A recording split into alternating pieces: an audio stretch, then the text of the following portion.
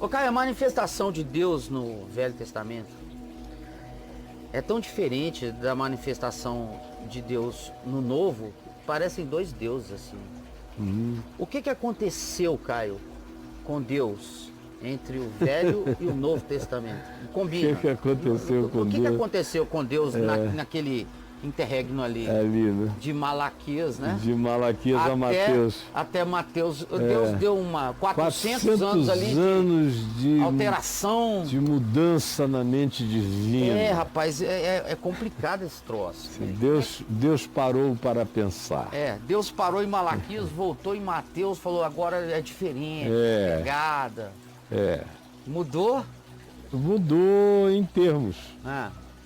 Em outros termos não, porque Jesus pegou os discípulos naqueles 40 dias entre a ressurreição e a ida dele aos céus, naquele interregno em que ele apareceu aos seus discípulos e lhes deu o mandamento através do Espírito Santo.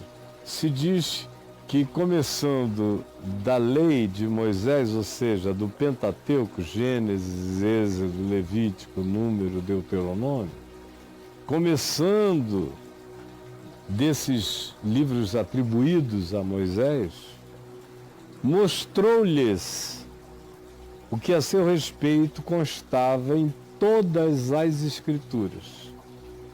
Em Gênesis, no Êxodo, no Levítico, em Números, no Deuteronômio, o que constava acerca dele, o testemunho dele que estava presente ali, em sinais, em símbolos, em arquétipos e em palavras. Tem muita palavra no Velho Testamento que é palavra explícita do Evangelho. Tem muita simbolização e arquetipia no Velho Testamento, que são arquetipias a serem transformadas em cumprimento, manifesto e plenificado só no Novo Testamento. Mas estão presentes lá, na lei de Moisés, na história de Israel. Tem aquele anjo do Senhor, com A maiúsculo, no Velho Testamento, que aparece a Abraão, que aparece a outros personagens como Moisés, que aparece várias vezes no deserto, que aparece a Josué, que aparece a juízes naquele tempo bem primitivo das tribos de Israel, que aparece a Davi, que aparece em episódios na profecia de Isaías e dos outros profetas, que é aquele anjo do Senhor, é o Cristo antes de Jesus, antes do Cristo encarnado em Jesus. Aquele é o Cristo que se manifestou durante toda a história, não só ao povo de Israel, mas a todos os povos da terra. Como o próprio livro de Malaquias diz, que em todas as nações da terra era prestado culto ao seu nome. Está explicitamente dito lá.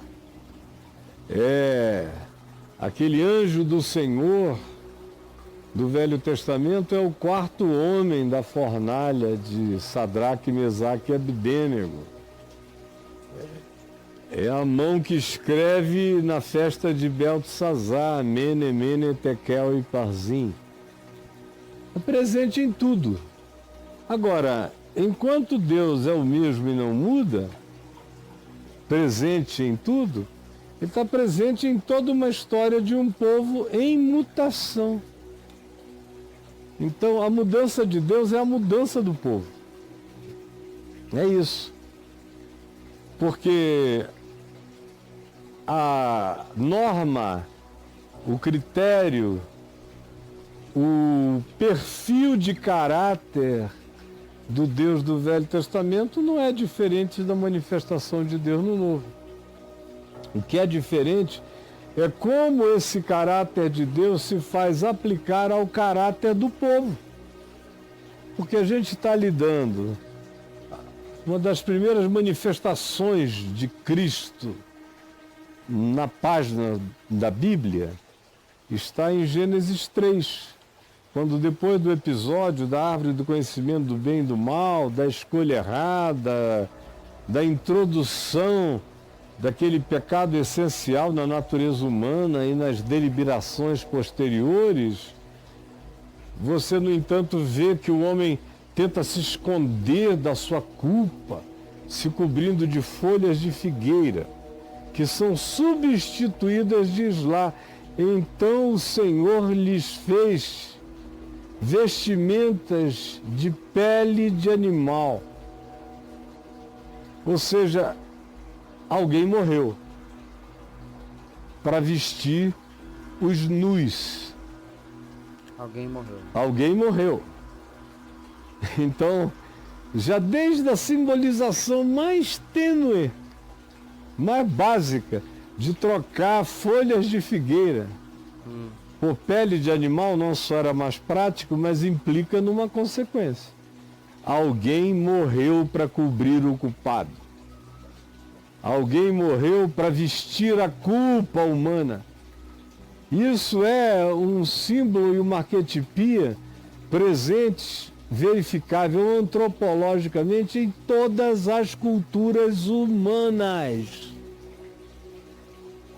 Então, nem tanto assim. O que vai acontecendo na Escritura é a evolução da percepção do povo, que começou como uma família, que se transformou num grupo étnico dos semitas. Eu estou falando desses que carregaram esse testemunho escrito e explícito da relação de Deus com eles na história. Você vê que o Gênesis começa com uma história universal de dois, que são os originadores de tudo o que de humano se origina na Terra. Aí, essa família de dois vai crescendo, catástrofe se interpõe, milênios se passam e chega o dilúvio, porque se diz que aquela sociedade tinha avançado de uma maneira extraordinariamente poderosa, mas ao mesmo tempo eles tinham sido totalmente desumanizados por uma hibridização que tinha acontecido entre seres de outras dimensões e os humanos, os Benai Elohim e as filhas dos homens, o que gerou aquele ente híbrido chamado de Nefilim, em Gênesis 6. Aí vem o dilúvio para dar uma zerada, uma recomeçada na experiência da espécie humana. Aí ela segue. E depois do dilúvio, há um foco que se concentra nos semitas. A narrativa é sobre os outros filhos de Noé, depois do dilúvio, mas os semitas são os que carregam essa narrativa, essa história. Os outros não, eles carregam mais do que qualquer outro. Os outros carregam lendas idênticas, mas não essa narrativa que busca ser acurada, detalhada. Aí os semitas crescem, se transformam numa grande etnia, da qual procede a etnia de Abraão, que é um semita, em Ur dos Caldeus, na Mesopotâmia. De Abraão é que vem o surgimento da tribo dos hebreus, dos Apiru, dos hebreus, dos que são nômades. Aí Abraão foi nômade, Isaac nômade, Jacó e seus filhos nômades, até que foram para o Egito e viraram escravos durante 430 anos, de onde foram libertos. Enquanto eles andam pelo deserto, eles já não são mais os hebreus. Os hebreus se transformaram no povo de Israel no Egito. Quando eles saem do Egito, já é o povo de Israel que sai do Egito por Moisés, tirado por Moisés. Durante o deserto, quando eles aceitam a lei de Deus no Monte Sinai, eles se transformam numa nação santa. Vai mudando. Esse negócio vai evoluindo, uma nação consagrada a Deus. E aí não conseguem ser consagrados a nada, nem aos seus filhos, quanto mais a Deus. Aí o pau canta, tribos quase falem, até que eles chegam à conclusão de que eles precisavam de uma organização política mais sofisticada. Aí eles pedem um rei.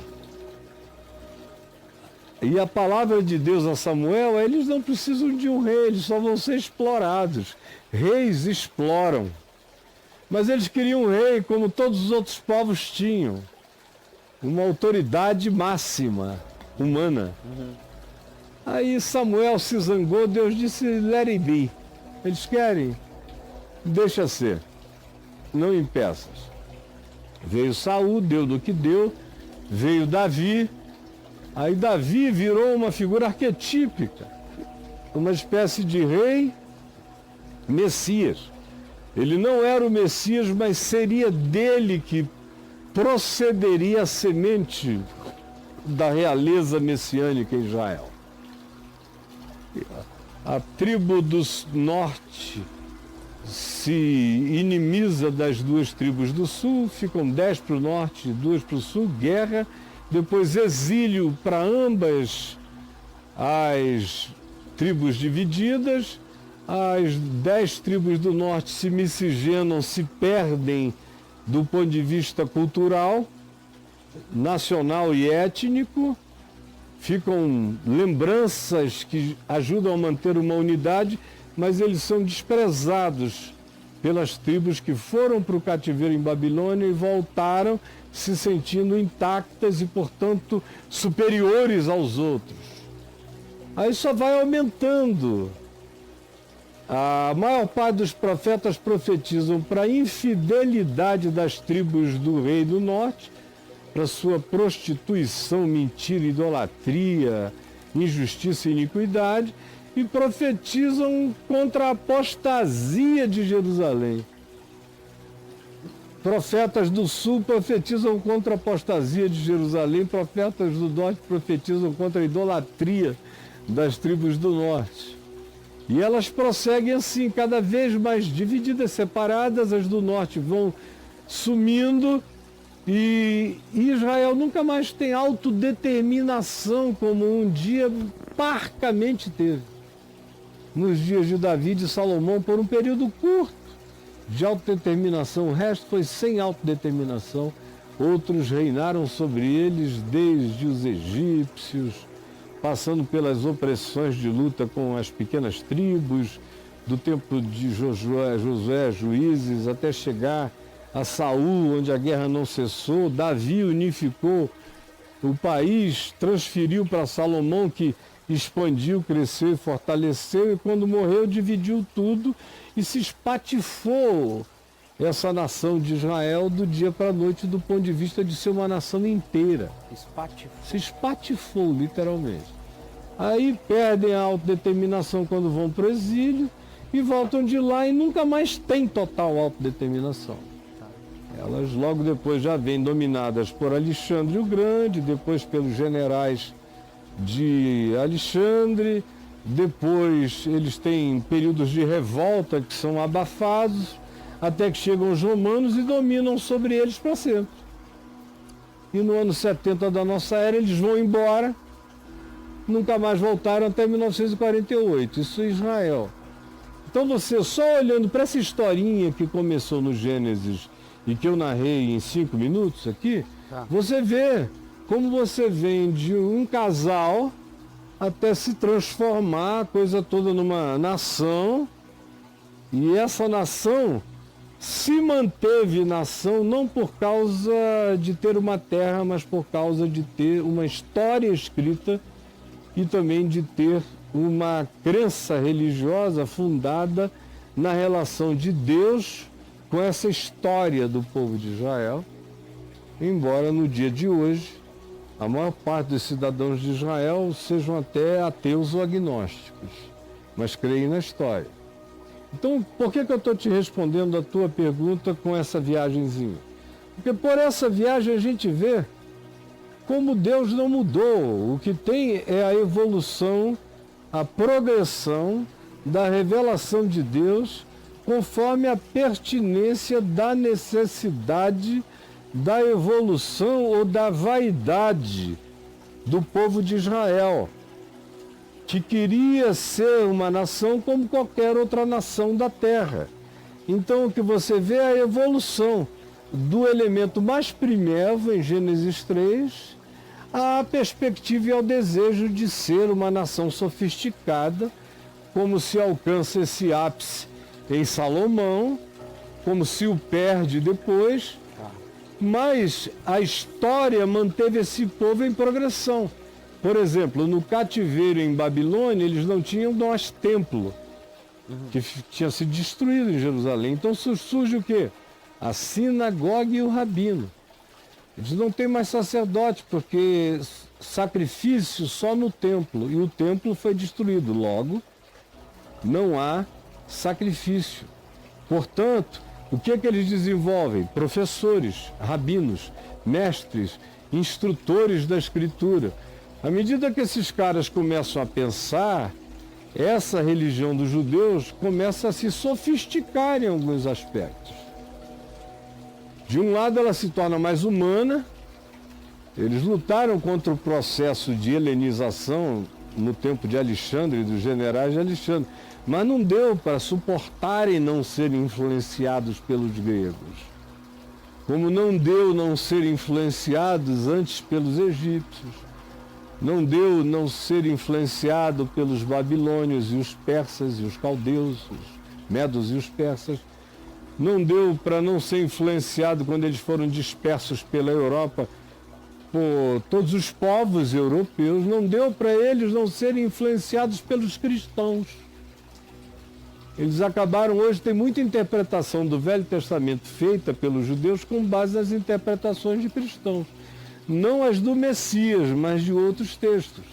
Então nós estamos falando o tempo todo na Escritura de um fenômeno humano com inspiração divina, mas é um fenômeno humano, que tem inspirações divinas. Nem tudo que está escrito no Velho Testamento é palavra de Deus ou inspiração divina. Contém palavra de Deus e contém inspiração divina. Como também tem as mentiras de Satanás, tem um monte de personagens que trazem ideias estapafúrdias, tem pactos divinos pagãos, como de Jefté, que diz: se eu vencer, vou matar o primeiro da minha casa que vier me saudar no caminho. Aí vem a filha dele, ele imola a menina. Meu Deus. Tudo isso em nome de Deus. Tem muita maluquice em nome de Deus. Então, era a palavra de Deus? Não, era a interpretação do povo. A palavra de Deus sempre esteve a serviço relativo e temporário da interpretação pequena e medíocre, circunstanciada historicamente, socialmente, pelo povo. Por que são 12 tribos de Israel? Porque Israel tinha 12 tribos. Se essa palavra te chegasse hoje a Israel, e Israel não existisse antes, não chegaria falando de 12 tribos, porque não existem mais tribos. Seria cada vez uma palavra mais, ou para uma nação, ou uma profecia contra o Estado de Israel, e uma palavra que se designaria a indivíduos, ou seja, numa perspectiva existencial. Mas não foi Deus quem teve uma crise de divindade, num diálogo com o Filho e o Espírito Santo, chegaram à conclusão de que tinha sido pesado demais e que agora eles iriam dar uma aliviada. Não, sempre foi no Velho Testamento como foi no Novo. Não foi por isso que Jesus disse: assim como Moisés ergueu a serpente de bronze no deserto, assim também o Filho do Homem será erguido, para que todo aquele que nele crê seja salvo das mordeduras da serpente do pecado. Todo aquele que nele crê tenha vida eterna, não morra, não pereça. Ele evoca uma simbolização. Paulo fala daquela pedra espiritual que os seguia no deserto e diz a pedra era Cristo, de onde saía água para alimentar o povo, para descedentar o povo. Jesus usou as imagens do deserto do maná, que caía todo dia e no dia seguinte tinha que cair novo, porque era pão nosso de cada dia. E diz que ele era o pão da vida. Todas essas imagens, e há uma quantidade enorme de outras, todas elas mostrando que a graça vencia o juízo. Você vê até a fala dos profetas do Velho Testamento que arrebenta tudo. Aí depois diz, se porém o meu povo se arrepender, eis que perdoarei o seu pecado, o trarei de volta, o reconciliarei. Isso está presente o tempo todo, até no pior da lei. Quando se diz que Deus visitará a iniquidade dos pais nos filhos até a terceira e quarta geração, que é o que normalmente dura para que um processo de perversão cultural familiar, para que ele seja quebrado. Uma geração, 2 gerações, terceira ou quarta. Às vezes, da terceira já chega alguém que enxergou o avô e o pai, como eles eram, e diz, eu não quero isso para mim, quebra isso aqui. Já encerra aí, ó. Às vezes é na quarta, o cara que viu o bisavô, o avô e o pai diz, não, o que eles chamaram de é assim que a gente é, não é o que eu vou adotar para a minha vida, e quebra aquele padrão. Por outro lado, se diz, porém farei misericórdia até 1000 gerações daqueles que me amam e temem o meu nome. É um escárnio de diferença entre a graça e o juízo no Velho Testamento. Visitarei a iniquidade dos pais nos filhos até a terceira ou quarta geração. E usarei de misericórdia para com aqueles que me amem e me temem até 1000 gerações. Nem passaram 1000 gerações ainda. De Moisés para cá, uma geração bíblica antiga tinha 40 anos. Sim. Ainda nem chegou. Já está valendo. E essa misericórdia está na validade aí para todo lado. Então, é uma pobreza literária e também é uma pobreza que só acontece na cabeça daqueles que creem realmente que o livro Bíblia é a palavra de Deus, ao invés de ser um livro inspirado por Deus, com histórias inspiradas e outras que são apenas narrativas históricas, mas que não querem se transformar em doutrina nenhuma, em pressuposto nenhum, são só narrativas de um tempo que, graças a Deus, passou, que era um tempo perverso, no qual, graças a Deus, não vivi e nem gostaria de ter vivido. Um homem como eu, nos dias antigos, para ter chegado à minha idade, aos 65 anos de idade, teria matado um bocado de gente, brother. Um cara como eu, com a personalidade que eu tenho, que não ando brincando de viver, quantas pessoas eu não teria matado se eu fosse contemporâneo de qualquer pessoa em época do Velho Testamento? Contemporâneo, amigo de Davi. Sim. O Davi matou tanta gente que quando ele quis construir um templo, olha que Davi era um cara legal. Quando ele quis construir um templo, Deus disse, você não, porque tem sangue na tua mão para todo lado. Nossa. Tem muito sangue sobre ti. Meu Deus. Então, graças a Deus, não foi Deus que mudou. O amor, a graça sempre prevaleceu sobre o juízo. A pedagogia é que mudou, assim como a pedagogia com a qual eu tratava meus filhos quando eram crianças, mudou quando eles chegaram à adolescência, mudou quando eles chegaram no início da juventude, mudou quando eles se tornaram adultos, mudou agora que eles estão entrando na meia-idade. E daqui a pouco nós seremos todos velhos. Eu, Adriana e um monte de filho velho. Já tem filho aí que daqui a algum tempinho faz 50 anos. É verdade.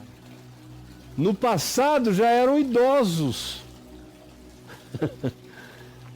Só não são mais porque a média humana subiu para 80, do contrário, já seriam todos idosos. Então, o que mudou foi o processo histórico. E quem, todavia, tem essa angústia de chamar o livro Bíblia de Palavra de Deus, fica pensando nessa esquizofrenia de Deus. Até porque entre o Velho e o Novo Testamento, o Novo nem deveria constar no Velho e nem o Velho no Novo. Você deveria ter 2 livros, com a recomendação da leitura do mais antigo também. Você acha que tem que ser separado? Não, eu acho que as maiores confusões humanas sobre Deus decorrem de terem enfiado na mesma biblioteca livros da Antiga Aliança com livros da Nova Aliança.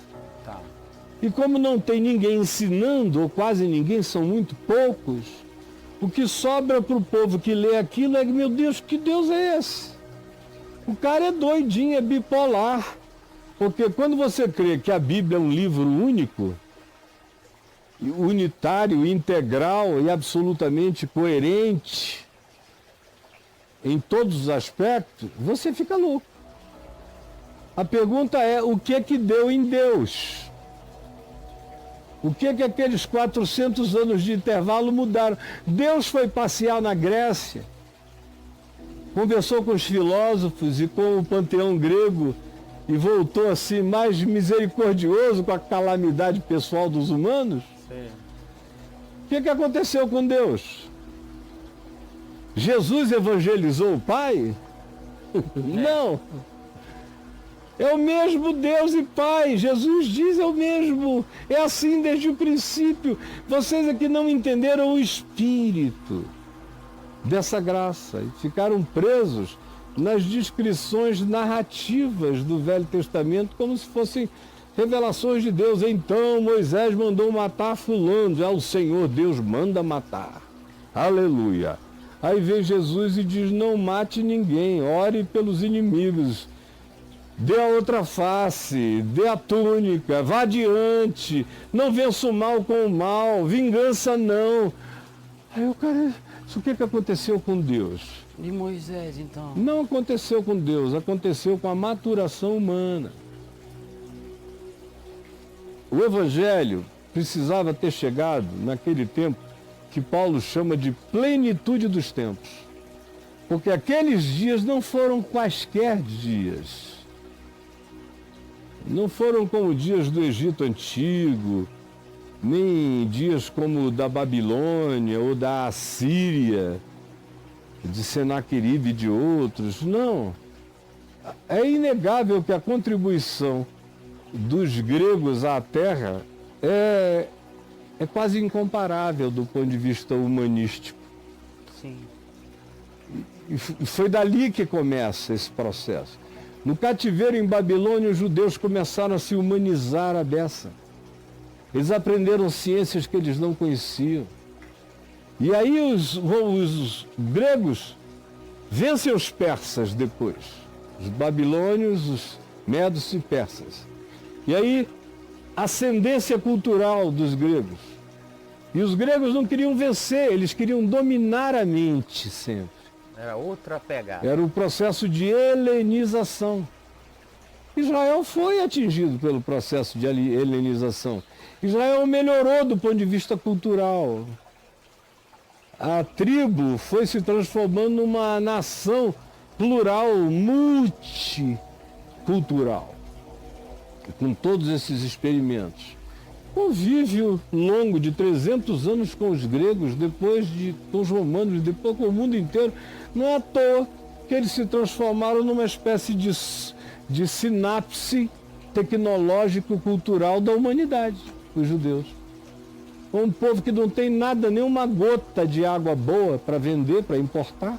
Não tem nem um riachão, não tem nada disso, mas riquíssimos, poderosos, um dos maiores exércitos da Terra, brigando ponta a ponta com os Estados Unidos e China e alguns outros em tecnologia e em alguns aspectos vendendo tecnologias de um nível de intelecção que as outras nações não têm. Porque o que é que o judeu tem que os outros não têm? Tem um empilhamento de 4.000 anos de aprendizagem registrada. Então esse povo é que mudou e continua mudando. Esse povo hoje, se não tivesse o compromisso histórico de ser judeu, teria muito mais afinidade com Jesus de Nazaré do que com Moisés. É porque eles têm o compromisso histórico. Até os ateus me dizem em Israel, eu não creio em Deus, mas eu creio na história de Israel. Então a heresia não é não crer em Deus, a heresia em Israel é não crer na história de Israel. Você pode ser ateu desde que crê na história. Então, o que está em questão esse tempo todo? E que o presente revela, que o que está em questão não é Deus, mas a história de Israel. E a Bíblia tem a ver com a história de Israel. A revelação única, absoluta, plena, irretorquível, inacrescentável de Deus é Cristo Jesus encarnado. É aí que está a palavra de Deus, é em Cristo que eu sei como Deus pensa. Não é em Moisés. Se a gente pudesse usar uma expressão que eu acho muito interessante, que diz o seguinte: se Deus fosse um menino e lhe fosse perguntado o que tu queres ser quando cresceres, ele diria, o meu sonho é ser Jesus de Nazaré. Ou seja, o que você vê na Bíblia não é Deus crescendo. Você vê um povo menino evoluindo. Até que desse povo nasce o Filho do Homem. O homem dos homens, o homem que o homem deve ser para se tornar o homem que passou da linha mamífera da evolução e entrou na perspectiva da transevolução, que é essa que faz de você alguém que não tem mais a mente do Homo sapiens desenvolvido, você ganha a mente do Filho do Homem dos homens, a mente das mentes, o sentido dos sentidos, a percepção das percepções, o olhar dos olhares, a atitude das atitudes, a escolha das escolhas. Está tudo em Cristo e só em Cristo. Então, em Cristo Deus está adulto para os homens. Para se comunicar com os homens, quando eu era menino, eu disse coisas de menino para os meninos. Mas ele estava sempre em estado de provocação, puxando o Marco para frente. Aí os garotos chegam até aqui, ele puxa o Marco para frente. Até que chega Cristo e não tem mais Marco para puxar para frente. E em Cristo, o que os homens viram é que o Marco do significado de ser homem, que foi posto por Deus através de Jesus, Jesus é o homem dos homens, não é alcançável pelos homens, como eu preguei hoje, como eu falei hoje, a menos que haja Deus no homem. Até aqui você podia ser apenas um animal mamífero, o Homo sapiens. Daqui para frente, ou você tem Deus em você, ou a evolução acaba para você.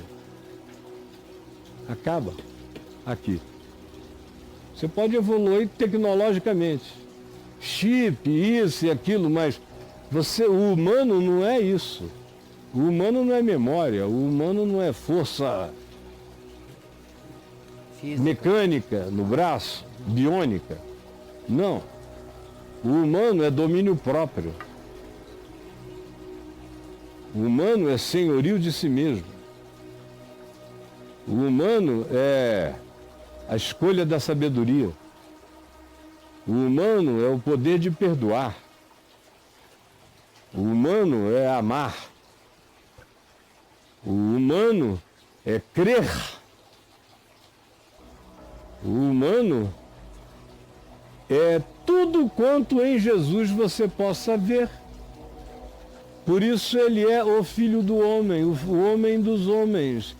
É o homem, he's the man to be. Ele é o homem a ser. em mim, no mundo, nem você. Entendi. E aí, meu irmão? Os gregos tentaram isso também, cara, através da cultura deles? Essa Não, a pegada dos gregos era uma outra, né? Aham.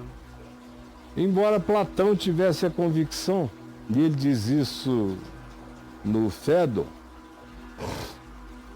um texto que eu li há muitos anos que me impressionou profundamente quando eu estava escrevendo a minha tese de ordenação. Eu fiz várias leituras de pesquisa no ambiente da filosofia grega e me chocou quando eu vi Platão dizer o seguinte: agarrem-se à melhor sabedoria, ao melhor pensamento, à melhor filosofia, ao que fizer de você mais humano. Todavia, ao final, você terá que se agarrar a alguma tábua de revelação, porque você encontrará o limite da sua percepção e só poderá ser levado se você crer em alguma tábua de revelação que venha passando no rio, na frente de você. Ele disse com as palavras dele, eu estou repetindo quase 50 anos depois, De ter lido. um texto que diz isso. E você tem outros filósofos gregos que também criam que certas percepções só vinham se você recebesse revelação. Como o Einstein também cria nisso. O Einstein disse que mais importante que pensar era quando ele parava tudo, era pensado de repente. Foi aquilo que eu li outro dia, o Tesla dizendo aqui. É. Existe um coração de conhecimento do universo. Foi mais ou menos o que ele disse. Eu sei que ele existe, mas nunca consegui acessá-lo por inteiro. Mas é dele que advém todos os conhecimentos, todas as sabedorias, todas as iluminações. E as maiores descobertas não são descobertas, são apenas dádivas, percepções, que está disponível como revelação para todos os homens.